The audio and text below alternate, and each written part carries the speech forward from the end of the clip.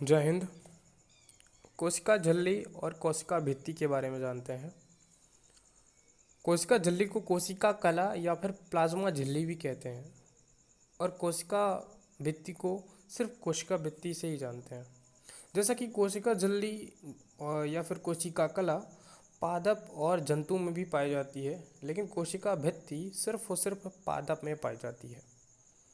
कोशिका झिल्ली जीवित और अर्ध पारगम्य होती है, लेकिन कोशिका भित्ति मृत और पारगम्य होती है।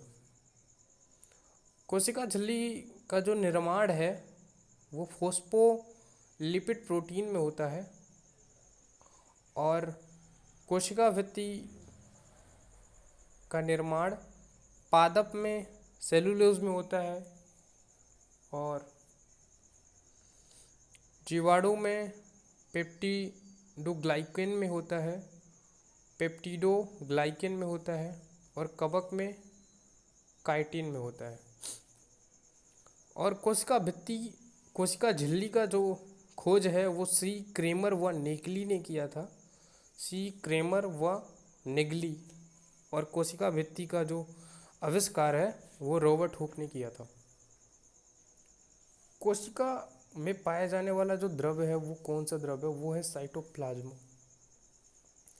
इस साइटोप्लाज्म में तैरते होते हैं अंग, जो भी सेल के अंग होते हैं, जैसे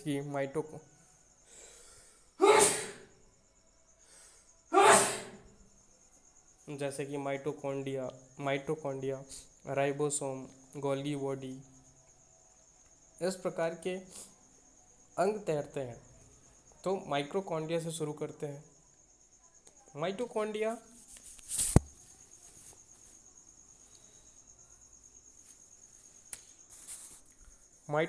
की खोज कोलिंगर व आल्टमान ने किया था और माइटोकॉन्ड्रिया जो नाम है वो सी बेंडा ने दिया था। माइटोकॉन्ड्रिया का जो अन्य नाम है वो है कोशिका का शक्ति गृह, पावर हाउस। और माइटोकॉन्ड्रिया को दोहरी झिल्ली वाला कोशिकांग भी कहते हैं। और श्वसन की जो क्रिया है वो माइटोकॉन्ड्रिया से ही होती है।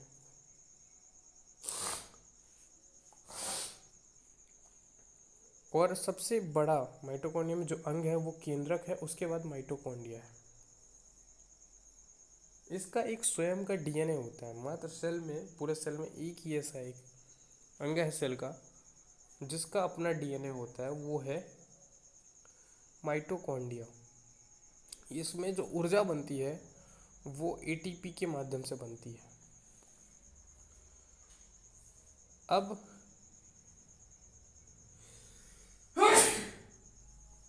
गोल्गी बॉडी और लाइसोसोम की बात करते हैं। गोल्गी बॉडी का आविष्कार कैमिलो गोल्गी ने किया था और लाइसोसोम का आविष्कार डी दुबे ने किया था। दुबे ने।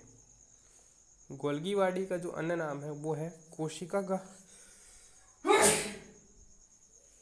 का यातायात प्रबंधक या फिर उसे ट्रैफिक पुलिस भी कहते हैं। लाइसोसोम का जो अन्य नाम है वो कोशिका की आत्मघाती थैली भी कहते हैं, कोशिका का बॉडीगार्ड भी कहते हैं और कोशिका का परमाणु बम भी कहते हैं। जो गोल्गी बॉडी का कार्य है वो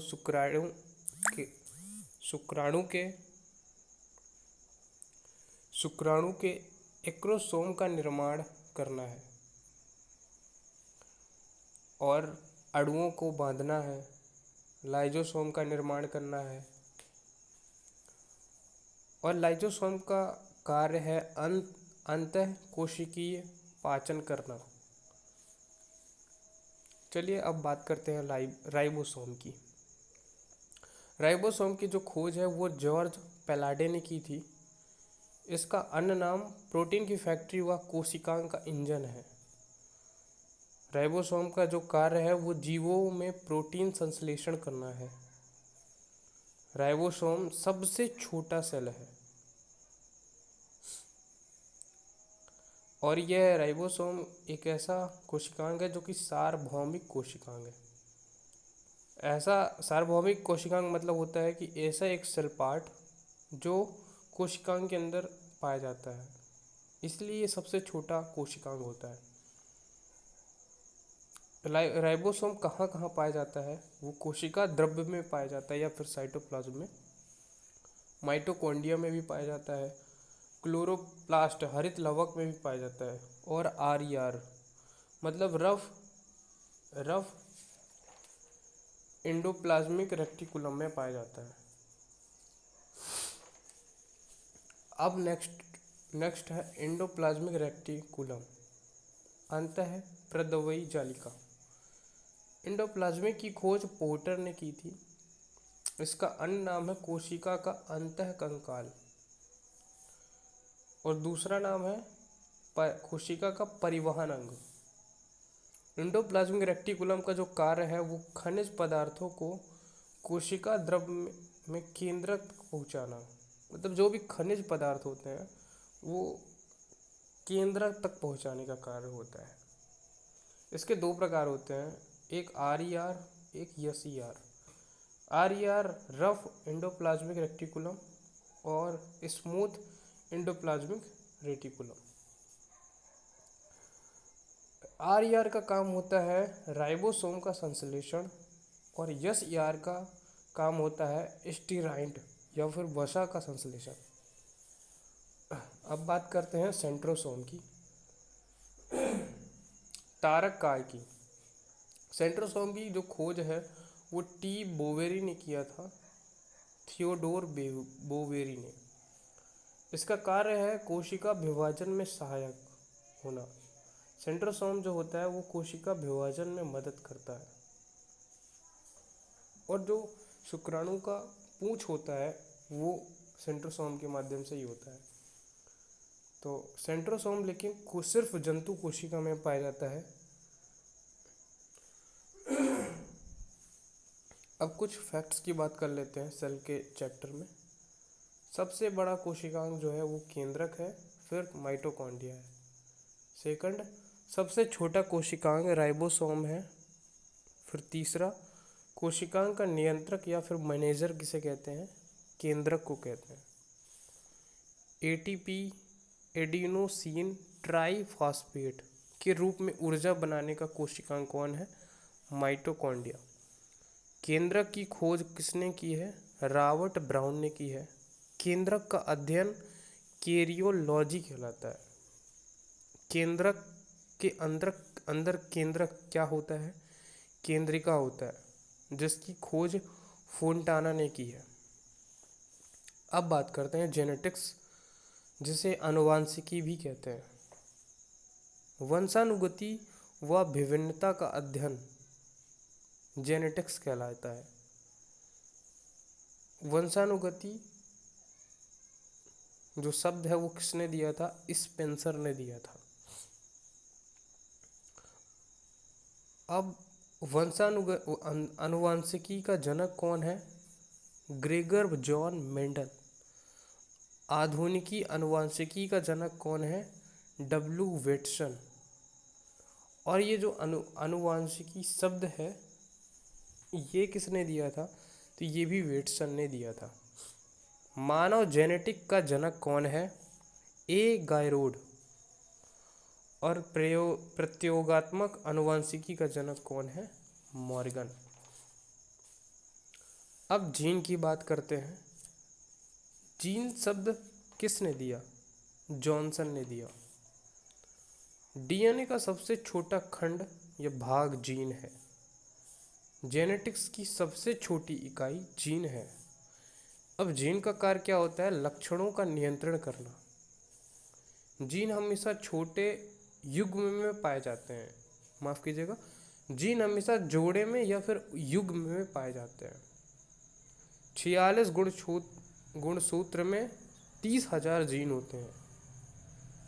सर्वाधिक जीन प्रथम गुणसूत्र में होते हैं 2968 जीन, और सबसे कम जीन होते हैं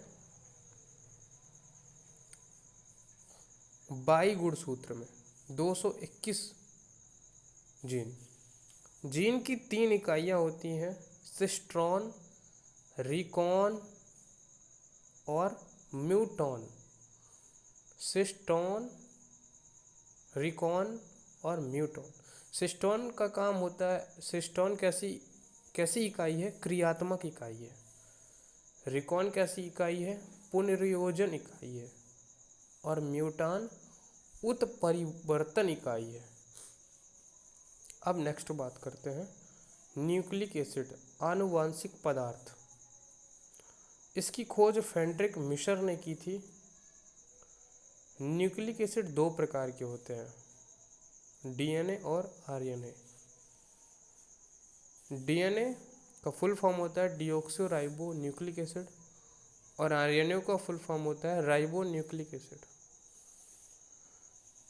डीएनए में किस प्रकार की शर्करा होती है?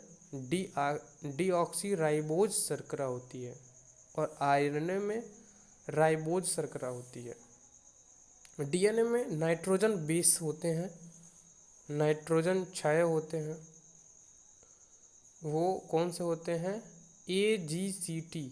ए से एडिनिन, जी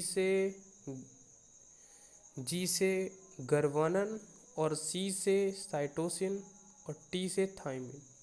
और डीएनए में एक बदल जाता है, थाइमिन की जगह यूरेसिल होता है। तो कौन कौन से नाइट्रोजन बेसिस होते हैं? AGCT, ए से एडिनिन, जी से गर्वानन और सी से साइटोसिन और टी से थाइमिन।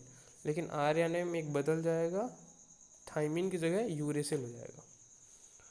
नाइट्रोजन बेस बंध में बंधते हैं तो कौन सा? ए और टी के बीच में द्विबंध होता है और जी और सी के बीच में 3 बंध होते हैं। अब कुछ फैक्ट बात कर लेते हैं डीएनए और आरएनए के बीच में। डीएनए व आरएनए केंद्रक में पाए जाते हैं। शरीर का ब्लूप्रिंट होता है डीएनए। डीएनए व जीव का प्रयोगशाला में सर्वप्रथम डीएनए व जीव का प्रयोगशाला में सर्वप्रथम संश्लेषण किसने किया था? हरि गोविंद खुराना ने। शरीर की आत्मा डीएनए को कहते हैं। मानव की आनुवांशिक जेनेटिक पदार्थ कौन है? डीएनए। और पादपों का आनुवांशिक पदार्थ आरएनए है। अब बात करते हैं क्रोमोसोम की। क्रोमोसोम दो प्रकार के होते हैं, एक लिंग गुणसूत्र या फिर अलिंग गुणसूत्र। लिंग गुणसूत्र को सेक्स क्रोमोसोम भी कहते हैं या फिर एलोसोम भी कहते हैं। अलिंग गुणसूत्र को काविक या फिर दैहिक कहते हैं या फिर ऑटोसोम्स भी कहते हैं। तो लिंग गुणसूत्र करते हैं लिंग का निर्धारण और अलिंग गुणसूत्र करते हैं शरीर के लक्षणों का निर्धारण। तो लिंग गुणसूत्र सिर्फ दो ही होते हैं, लड़कों में नर में XY और मादा में XX। और बाकी जितने बच जाते हैं वो अलिंग गुणसूत्र होते हैं, 44, जो कि 22 जोड़े में होते हैं। नर और मादा में दोनों समान होते हैं। अब कुछ गुणसूत्रों की बात कर लेते हैं कि किसके कितने होते हैं। तो सबसे ज़्यादा कुत्ता के 78, फिर मनुष्य के 46, बंदर के 42, गेहूं में 42, प्याज में 16, मटर में 14 और घरेलू मक्खी में 12। अब सर्वाधिक गुणसूत्र जंतु में किसके होते हैं और पादप में किसके होते हैं? तो ओला केंचा में सबसे ज़्यादा होते हैं, जो कि जंतु में 1600 गुणसूत्र। और जंतु में सबसे कम किसके होते हैं? तो एस्केरिस के 2 गुणसूत्र। और सबसे ज़्यादा पादप में किसके होते हैं? तो वो ओफियोग्लोसम के 1260 गुणसूत्र। और पादप में सबसे कम गुणसूत्र होते हैं हेलोपेपस के 4 गुणसूत्र। गुणसूत्रों की संख्या का अध्ययन मेटाफेज अवस्था में होता है। कवक व पक्षियों में सबसे छोटे गुणसूत्र पाए जाते हैं। सबसे लंबे गुणसूत्र वाला पादप कौन है? ट्रिलियम। अब बात करते हैं मेंडल के बारे में। ग्रेगर जॉन मेंडल, जो कि जेनेटिक्स के जनक हैं।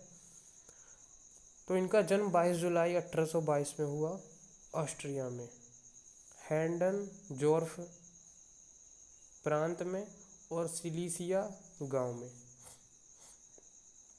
इन्होंने 1857 से लेकर 65 तक प्रयोग किए और फिर 1866 में प्रकाशन कराया एक्सपेरिमेंट इन प्लांट हाइब्रिडाइजेशन, पादपों में संकरण का प्रयोग। इन्होंने किस पौधे पर से ये सारे आविष्कार किए? तो मटर पर, उद्यान मटर पर। इनकी मृत्यु हो गई 6 जनवरी 1884 में। किडनी में ब्राक्ट रोग हो गया था। मेंडल से पहले मटर पर प्रयोग करने वाले नाइट और गोस थे। मेंडल ने 7 जोड़ी विपर्यासी लक्षणों पर प्रयोग किया। मेंडल ने मटर के अलावा प्रयोग किए हिरेसियस कवक में। मेंडल के नियमों की पुनर्खोज करने वाले वैज्ञानिक, मतलब फिर से उस पर खोज करने वाले वैज्ञानिक थे Hugo de Vries, Carl Correns, Erich von शेरमैन। ह्यूगो डू ब्रीच दूसरे, कार्ल कोरेंस और तीसरे इरिक वान शेरमैक। जेनेटिक के 3 कोडोन की खोज जो है वो नीरबर्ग मथाई व हरिगोविंद खुराना ने किया था। आपको पता होना चाहिए हरिगोविंद को नोबेल पुरस्कार भी मिला है और हरिगोविंद खुराना